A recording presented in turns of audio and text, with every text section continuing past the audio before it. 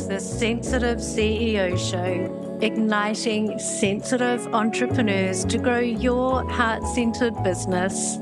I'm your host, Rose Cox, and this podcast shares with you inspiring and thought-provoking conversations for sensitive entrepreneurs wanting to grow a sustainable online business in a way that feels exciting and aligned with your soul.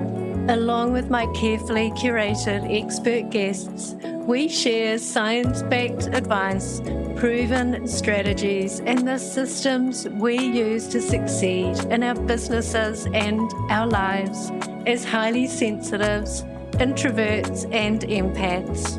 And by the way, if you would like to be updated on when each episode is released, feel free to subscribe to the short and sweet newsletter.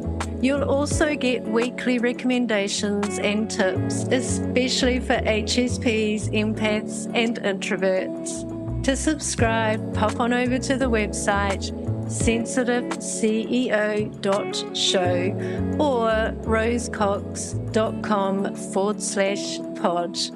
Now on to today's show. Hey, it's Rose and welcome to another episode of the Sensitive CEO Show. And in today's episode, it's my pleasure to introduce you to Tara Jackson. Tara is an intuitive business mentor, holistic wellbeing coach, artist and author who supports empathpreneurs with releasing, healing, and letting go of all that's stopping them from fully claiming their magic and co-creating the business and life of their dreams that considers all and home. So welcome, Tara. It's so wonderful to have you here. I know that we caught up recently or quite a while ago on the first HSP Summit, but it's lovely to talk with you again today. Oh, thank you so much for having me back. I would love for you to introduce yourself. I know I did a really brief intro, but I'd love you to introduce yourself in your own words and let everyone know a little bit about you and what got you started into what you're doing today. Absolutely. So I was working in London for over 20 years, basically in kind of a very, masculine corporate offices, that sort of thing, lots of different jobs, really kind of trying to understand how businesses worked, trying to do lots of different things to get a real good understanding, because I kind of always knew deep down I wanted to have my own business. And I've just found myself really hustling, burning out, trying to do so many things and working in a way that just wasn't aligned with me. I mean, obviously, I'm a sensitive person. And I just thought that there was something wrong with me when I was doing this. And so at the end, I had to quit all this and let it go. And then I sort of trained in health coaching. And through that, I started to kind of find my way. I started to learn about, living and working in alignment with the seasons, which I sort of also knew intuitively, on a monthly basis, and then also a yearly basis with the seasons of the year. And I started to, really kind of tune into what my body needed, how it wanted to work, learning to work with it intuitively, ultimately. And then this sort of led to a journey of, trying different things. And in the end, it was, really allowing a lot of space, a lot of time off. Of course, really like I could do that at times. And then it was really interesting. One day I just had this idea for aligning your business with the chakras. And it was like all these different experiences I'd had in the working world, as well as, my spiritual journey and health journey, kind of all fit into a different chakra, or how I saw it anyway. And then it was like this whole offer kind of evolved from that. And it became a way to support people like myself in similar situations, maybe a few steps behind, that kind of thing. And it's just grown and evolved from there, basically. Amazing. I love that you combine the chakras with the work that you do and that you combine it with business as well. I think that's quite unique. Oh, thank you. Yes, it was quite a magical moment for me when that kind of sort of like hit. I suppose the idea kind of landed. Yes.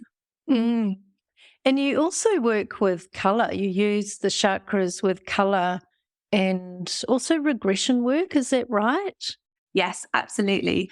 So I did train in color mirrors, which is a system of colored bottles, as I know I've shared with you before. Yes, they're beautiful. And it's so magical how, each color can be a mirror to sort of shed light on what might be going on inside of you, to support you to let go of things, to let go of belief blocks, anything that, might be holding you back, to sort of support you to step into your full truth, your alignment, etc.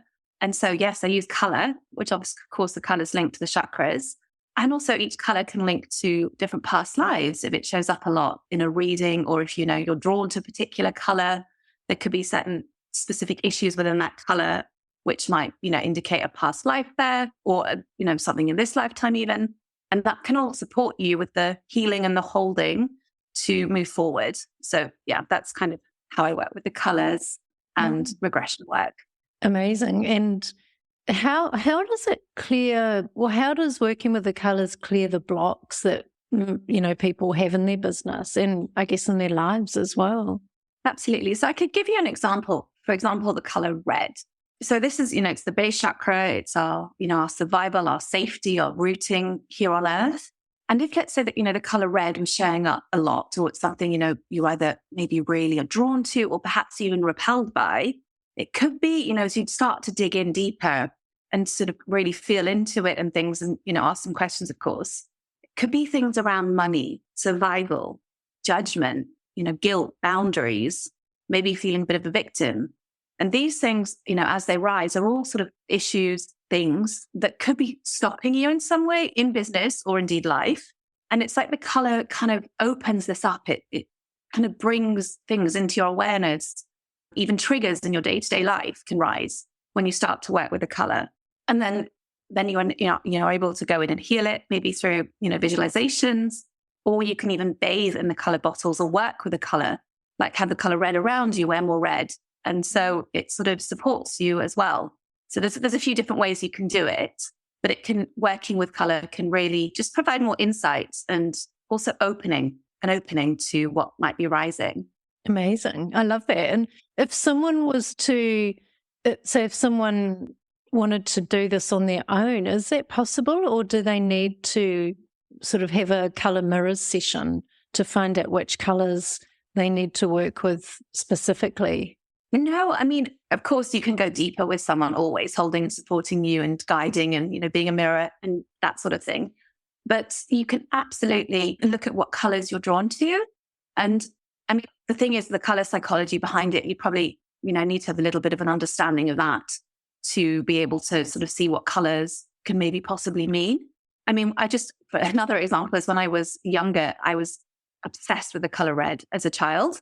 And I lost my mum at a young age, 8. And I just, remember looking back, I almost overnight fell in love with the color purple. And that became my new favorite color.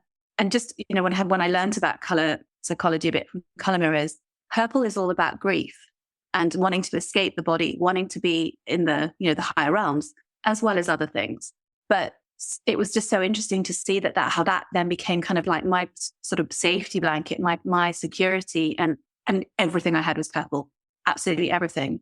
And so in hindsight, it's just really interesting to have seen that. Yeah. But when it comes to working with it yourself, I guess it's just really trusting the colors you're drawn to. And if there is a specific one you really hate, maybe wondering why, what is it about the color you dislike? How does it make you feel? And that will start to give you clues as to, maybe where you're holding back, maybe where there's something unresolved, etc. So it's kind of a mix. It's not the easiest, but it also can be easy as well. It's just inviting more color into your life as well and letting it guide you perhaps a bit too. Wow.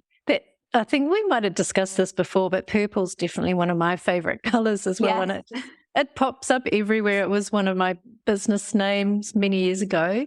And yeah, I just love it. My wardrobe always ends up in purple. When I look at it, purple or turquoise, I'm just so drawn to both of those colors. I love that. And there's positive and negative in inverted, in air quotes, aspects to both. So, it doesn't always have to be the negative side. It can be, the spirit, the purple, it's a spirit, connection with your spiritual side, being a healer, connected to the divine, etc. It doesn't have to be the negative aspects. It could be about other things too. completely. It's always about looking at both as well. Wow. Yeah. It's just so fascinating because it is such a deep topic, isn't it? I guess you can sort of read about it or learn about it on the surface, but you can go as deep as you like, as you did mention before. Absolutely.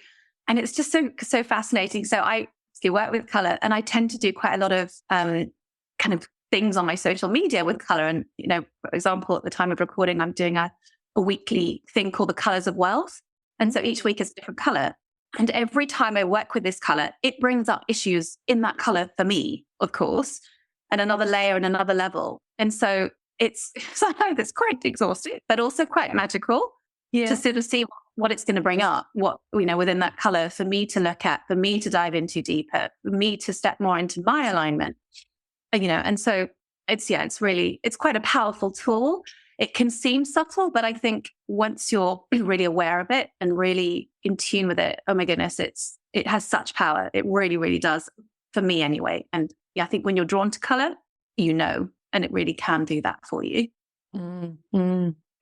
And I know also, Tara, you work with the energy of your business and the offers to co-create. Yeah. Can you share a little bit more about how that works and also how it's worked for you and your business? Oh my goodness, absolutely. So this is, something I'm totally passionate about when it comes to, especially being in business on your own, at least in the beginning stages. It was something that I learned in a women's circle, and it was about, learned that basically everything has an energy. Of course, everything is energy. And we can connect to the energy, the essence, the life force of our businesses and our offerings. And I often hold space for this as well. And so you just, you go in and you can just literally call in the energy of your business to start with, for example, and just allow it to come in, invite it to make itself known.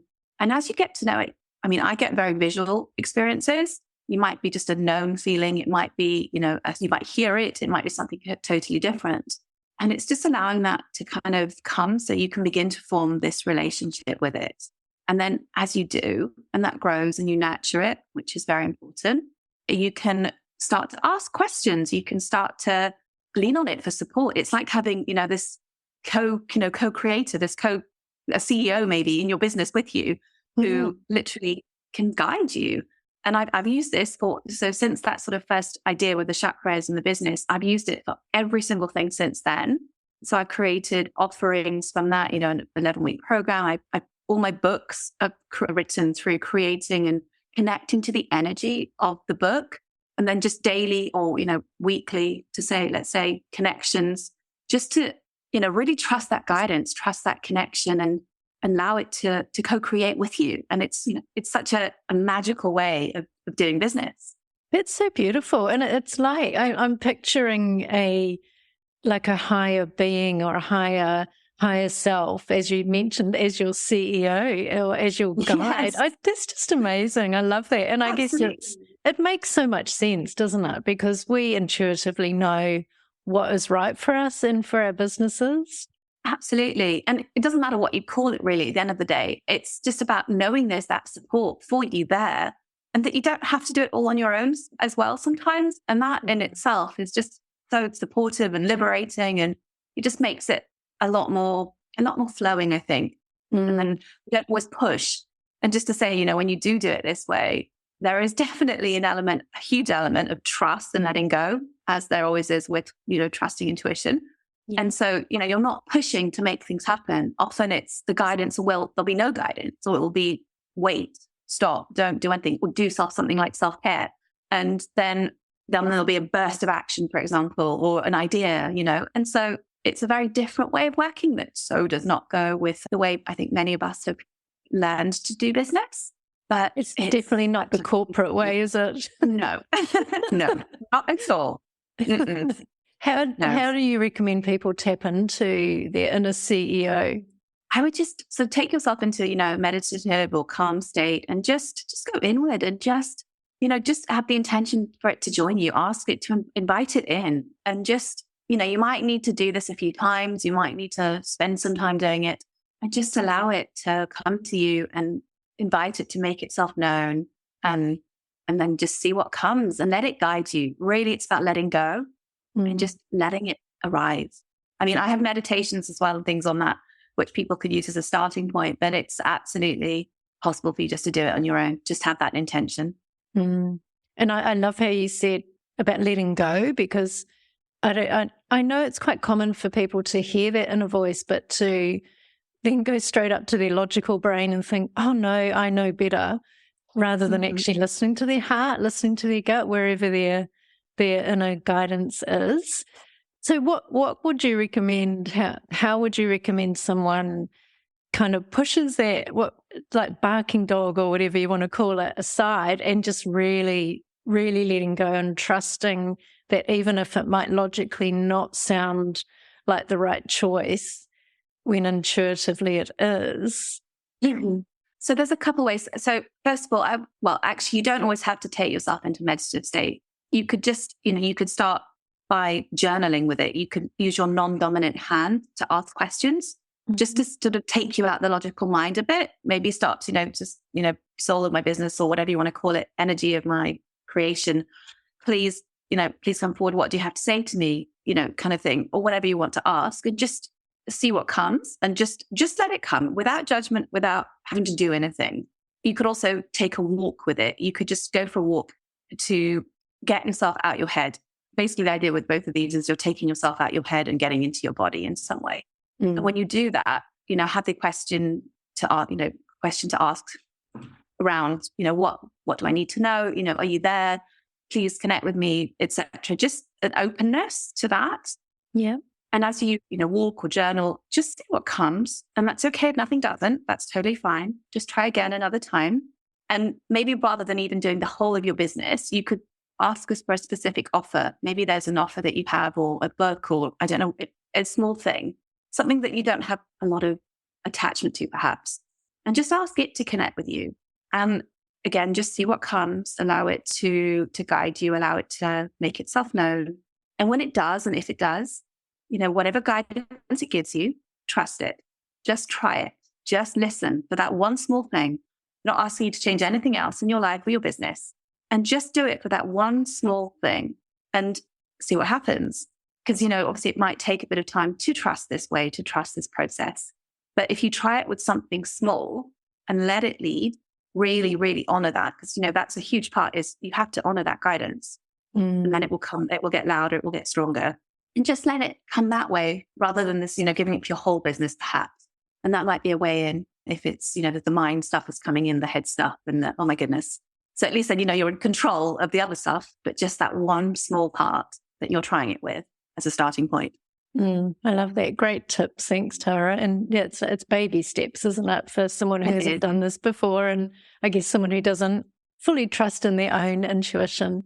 Absolutely. And exactly like, as intuition, you have to use it. You have to trust, you have to, like a muscle, it has to be used, and you have to then follow its guidance for it to get stronger. Yes. And so it might be a daily connection to your intuition as well, as alongside that, just to really strengthen that connection that you have within.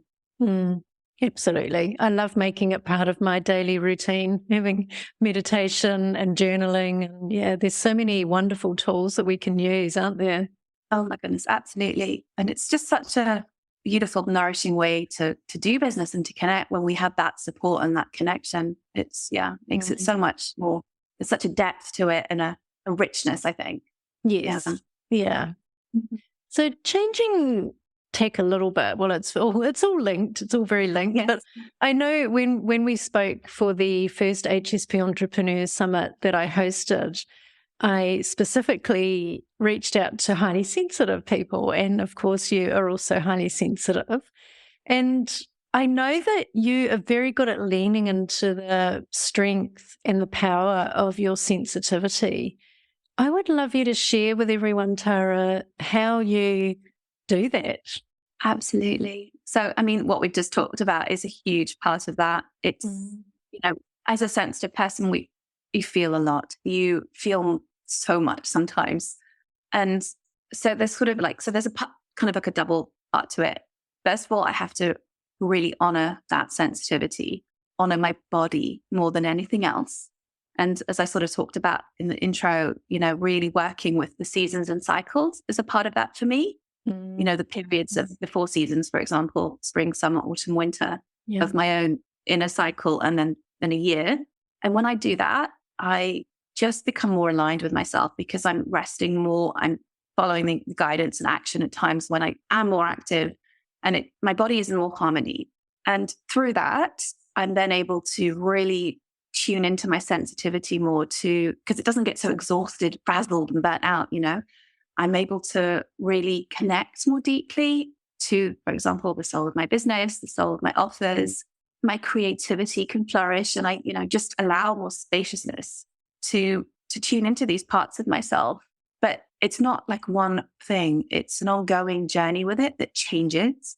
I mean, as you know, I'm currently in the UK. I was in Kenya the last time we spoke. The seasons are totally different, of course. I was thinking that when you said seasons, I thought that you've definitely got the seasons in the UK. Yes. And it's taken an adjustment to get to this again. Like I'm actually much more in tune with my menstrual cycle here because of it sort of stands out more. Whereas when I'm on the equator, it's much more I'm almost more even in some ways throughout my menstrual cycle because I'm on more of a circadian rhythm with it almost even day and night for most of the year there.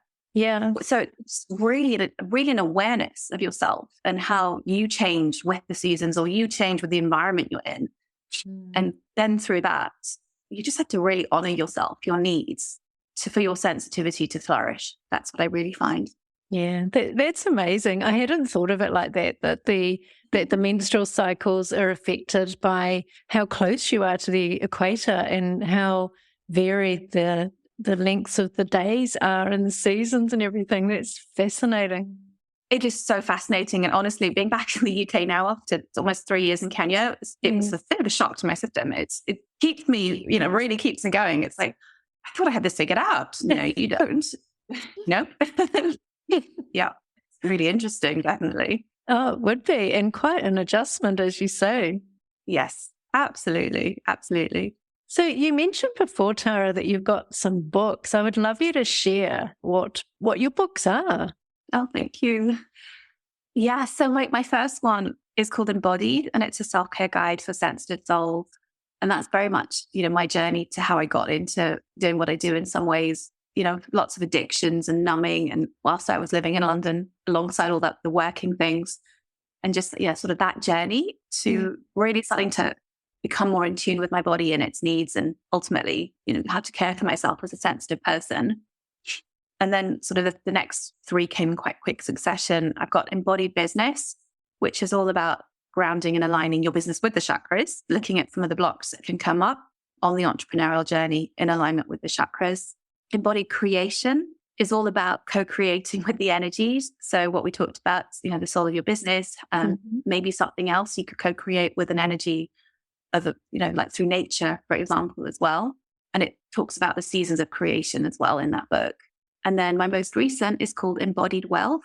And that's actually a lot of my journey with color and the different colors and experiences with using them and connecting to that and how that supported me to become more and more of myself. And that's what I see true wealth as, really embodying you, your trueness, what wealth means to you in who you are, more of a sense of being rather than an accumulation of stuff. Fantastic. I didn't realize you'd written so many books. It's amazing. Thank you. Yeah, that was Kenya for you. The energy there, honestly, there's a creative energy there that really supports me unlike any other place, I think. Yeah. So a lot of in there. Well, and do you have some cards, some oracle cards as well? I do. Yes. Embodied wisdom, all the embodied. And they are also based on, again, my journey with color. And each one is sort of like a color activation as well as so it's a way to work with color, inviting you to sort of see how they feel, how they connect to you. And also, there's guidance to support you into alignment with your truth, basically, as well. Oh, beautiful. Well, I will be popping the links to all of those, your books and your cards, in the show notes, and also your website and your beautiful Instagram feed, which is I just love the colors. I was so drawn to your feed when I first came across you. Oh, thank you. Thank you. I have fun with that, definitely. Yeah, I can see. You're so creative. I wish I had an ounce of your creativity. Oh, thank you. Well, before I let you go, Tara, I've got one final question for you, which I ask all of my podcast guests. When you feel overwhelmed or unfocused, what do you do? Yes. And I take time out. It seems, counterintuitive, but it's so not. I go back to wellbeing, self-care, looking after my body, because that's what's the part that's talking to me if I feel that way. Cut back on things, take things off my to-do list, say no, and then really look after my body. And that, includes things like getting back to basics with self-care, nourishment, movement, connection to source, get meditations, visualizations, and often some form of creativity for me. And so that's very much it. It's get back into my body in some way to support it, to move through. Beautiful. Well, thank you so much, Tara. It's been wonderful talking to you today. You too. Thank you so much for having me. And thank you, everyone, for listening. Thanks, everyone. And we'll see you, or we'll hear you on the next episode. Thank you so much for listening to this episode of the Sensitive CEO Show. If you enjoyed this episode, or if you think it would be useful to someone else, please leave me a review on sensitiveceo.show. Just follow the prompt in the menu. Each month, I'm offering one lucky reviewer a chance to win a 1-hour business and mindset audit with me. This in-depth audit covers the 5 pillars of your online business, and you'll walk away with super clear action steps specifically for you and your business. You'll be re-energized and motivated to step into your greatness. You'll also find all of the show notes for each episode on the website sensitiveceo.show. And while you're there, make sure you subscribe to the short and sweet newsletter. You'll get weekly recommendations and tips, especially for HSPs, empaths, and introverts. And as the name implies, the email is short and sweet. The Sensitive CEO Show, igniting your sensitive superpowers.